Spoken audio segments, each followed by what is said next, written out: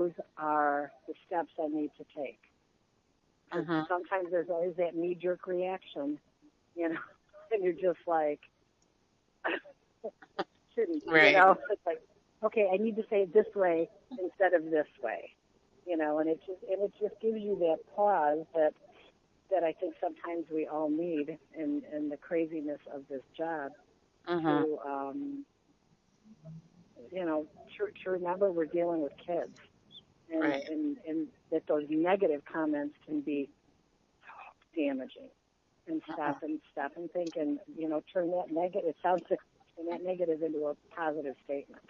Right. And I'll tell you, it's ridiculous, but I think about it at home when I talk to my husband, and I have 2 adult children living at home, in their mid-20s, and I stop and think, when it was just like, it's like, okay, I need to think of a better way to say that before I throw us all into stone silence, for the next So I think it just helps for it to become.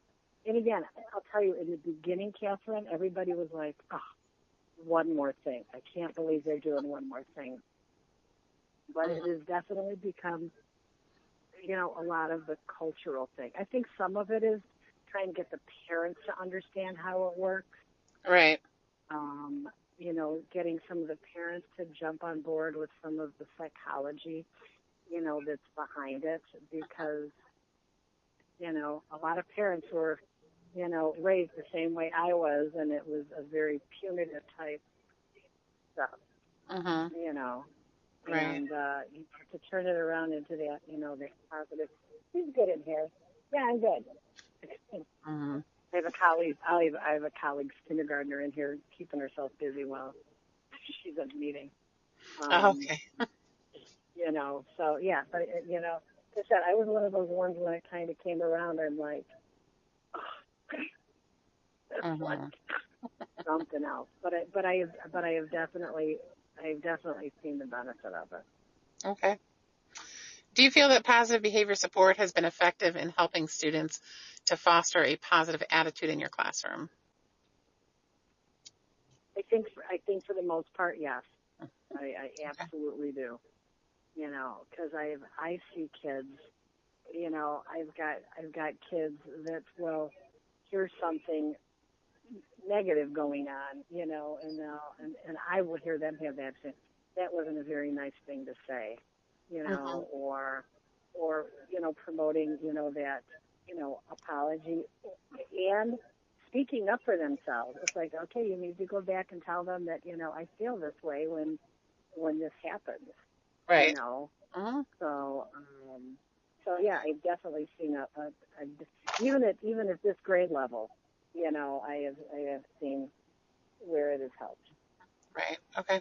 And this is the last question. What are your thoughts about the steps that you and your other teachers can make in improving the positive behavior support model to decrease problem behavior in your school and classroom?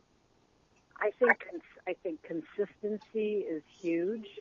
I cannot. I mean, I'm in an elementary building with almost 600 kids, and it's difficult because no matter how tight everything is, everybody's impression of behavior is subjective.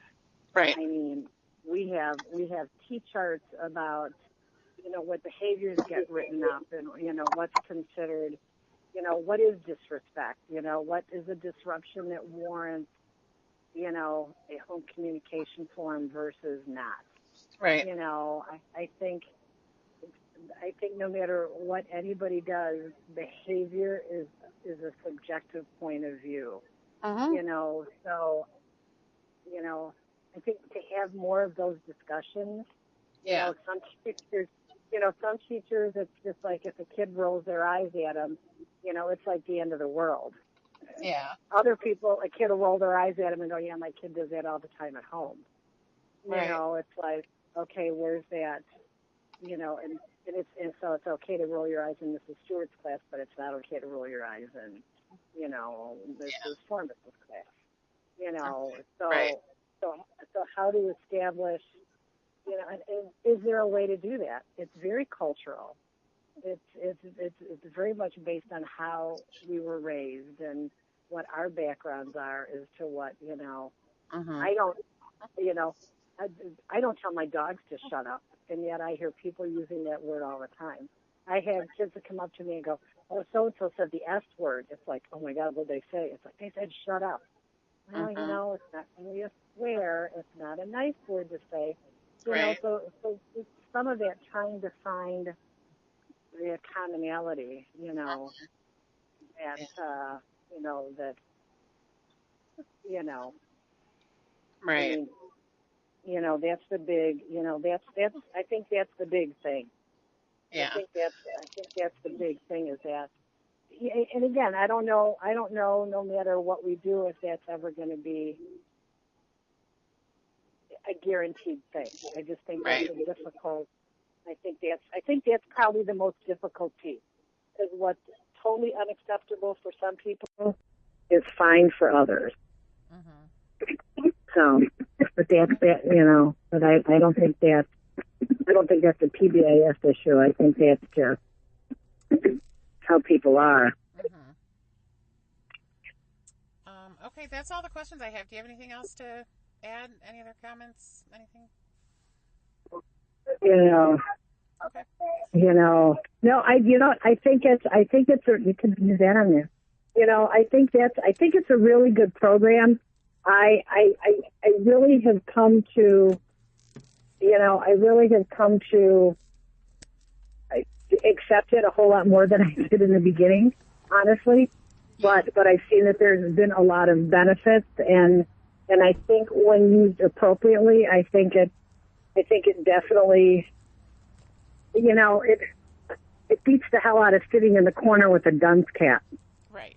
Right. I understand that. You know, Yeah. I mean, it's totally, you know, like I said, I think that positive reinforcement is so much more beneficial, and I think it's, you know, I think it's more, Mm-hmm. what do I want to say? I think it's a better direction to build, you know, somebody's outlook on things when we're trying to have that positive reinforcement than the negative reinforcement. Okay. I just think, you know, Mm-hmm. now I was a parent whose child got a smack on the fanny every once in a while though too. So, you know, Right. running into the street, you know, breaking away from your hand in a busy parking lot, reasoning is not always the best thing to do, you know. But that's my child, you know. Yeah. But you know, but again, I use this at home with my own family. It saves me a lot sometimes. Mm-hmm. So, you know, how old is the program? I mean, I know we started it, like I said, probably 9 years ago in our district. Mm-hmm. But has it been around longer than that?